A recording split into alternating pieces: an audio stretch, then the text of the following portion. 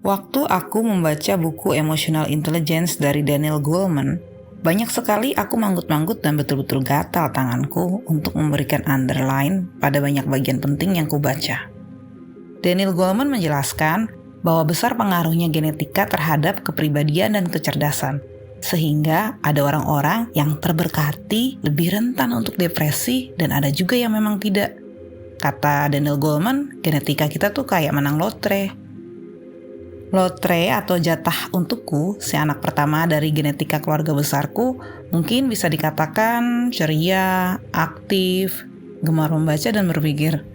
Kupikir adalah sebuah privilege sebagai anak pertama bahwa kelahiranku dinantikan dan ditunggu-tunggu oleh orang tuaku.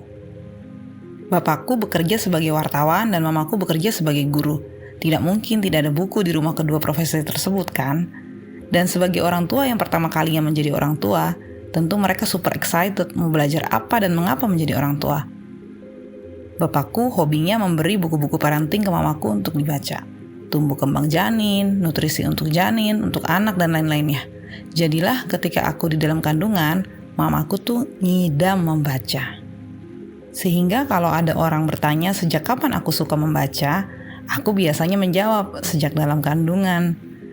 Tidak terlalu banyak memori yang kuingat sewaktu balita. Tapi kalau melihat foto-foto masa kecilku, sepertinya aku memang sudah ditakdirkan secara genetika sebagai pribadi yang ceria dan ekstrovert. Pada masanya sosial media belum segencar hari ini, betapa alami dan lebarnya senyumku pada foto-foto masa kecilku. Dan puji Tuhan, sampai sekarang sepertinya. Dan untuk beberapa orang yang mungkin awalnya heran mendengar suara ketawaku, kalian jangan kaget. Karena dari keluarga besar Simanjuntak ada juga kakak sepupuku yang suaranya besar waktu ketawa terbahak-bahak. Aku juga baru sadar pas udah besar dan ngobrol sama kakak itu lagi. Begitu mendengar suara ketawanya, langsunglah aku paham bahwa it is in our blood. Lalu kalau ketelusur dari mana asalnya cara berpikirku yang liar? Sepertinya dari bapakku. Semasa mahasiswa sepertinya beliau mantan aktivis mahasiswa garis kiri. Demikian isu yang pernah ku dengar. Kalau dari mamaku apa ya? Yang ku tahu mamaku tangguh, super mom, pekerja keras, punya idealisme dalam bekerja dan gak bisa dibeli dengan uang. Benar adalah benar, mamaku gak bisa ditawar, sangat disiplin.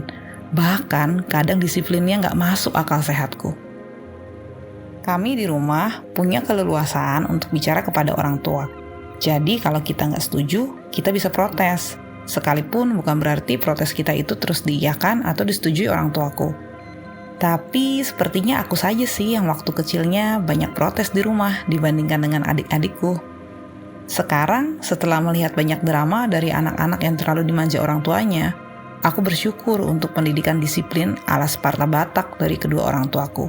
Tanpa itu, gak ada aku yang tangguh di hari ini. Genetika tidak bekerja sendiri.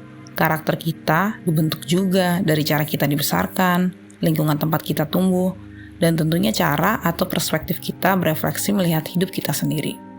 Aku percaya gak ada orang tua yang kepengen jelek buat anaknya.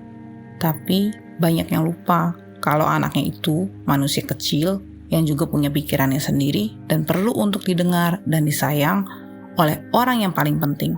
Orang yang paling bisa dia percaya, yaitu wakil Tuhan di bumi, orang tua. Genetika hanya modal awalnya saja, tapi modal awal ini mencapai 95% dari kepribadian kita. 5% sisanya adalah dari pola pengasuhan atau nurturing. Mengetahui siapa kita dan dari mana kita berasal akan memudahkan kita untuk bisa menerima diri sendiri dan berdamai dengan diri. Hidup gak usah terlalu capek untuk maksa jadi orang lain. You are okay being you.